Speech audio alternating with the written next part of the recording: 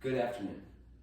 It is said that a person's education determines the trajectory of their life.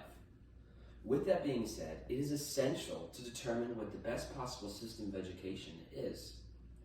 The public school education system today is in shambles. The government keeps on trying to throw money at it to fix its problems, and it's frankly not working. Looking into the details, the best course of action might be to change the whole system.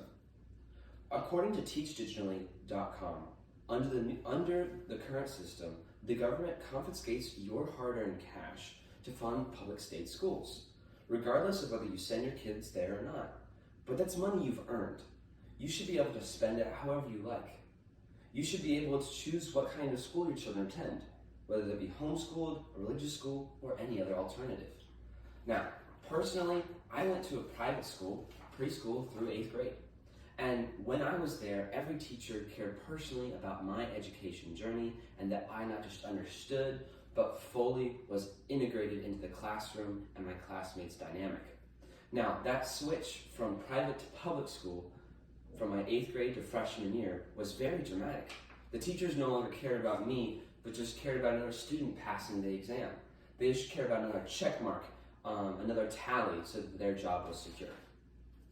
Now, the main causes of this problem come from 3 root problems.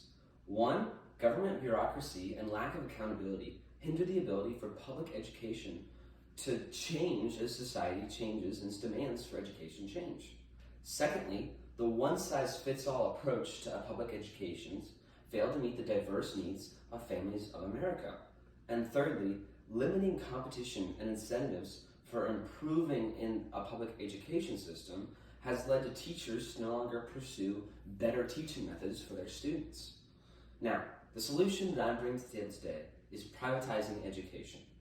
Privatizing education would increase competition and innovation. It would drive improvement in educational quality and outcomes. Parents would have the freedom to choose what type of education that best suits their children's needs, whether it's homeschooling, religious schools, or alternative educational methods. Privatization can lead to greater accountability and efficiency, as schools would be competing for students and funding based on their performance and effectiveness. Now, the first question you might ask is, what about the poor kids? Where do they go? They can't afford private school. Do you not want them to get an education? Well, I hate to break it to you, but poor kids are not getting an education under the current system. Just look at the statistics. Inner city public schools are terrible. Not only do they have low graduation rates, but they pass students right through the system. They somehow are lowering an already low bar.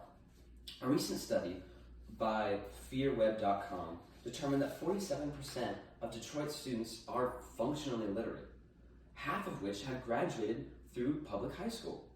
So, what's the issue? Well, according to EconLib, what's going on is that when it comes to public education, the children and their guardians or parents are simply not customers. Rather, they are wards of the state.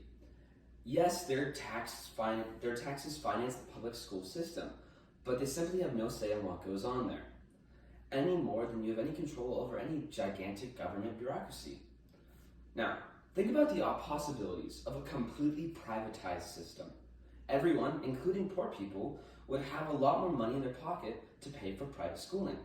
Under the current system, 38% of state taxes go to funding public schools, 25% for kindergarten through 12th grade, and 13% for universities. That's just state sales and income tax. Then factor in local property taxes and federal income tax.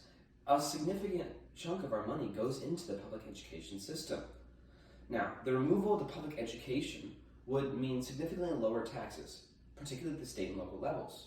Lowering taxes would mean everyone would have more money on hand to pour into private education. It would give Americans their money back to spend directly on education, not indirectly through state allocation.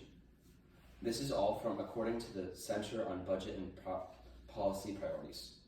Now, privatizing education offers a solution to the shortcomings of the current public education system. I encourage you all to consider the benefits of privatizing education and advocating for policies that empower parents and promote educational innovation and excellence. Thank you for your time.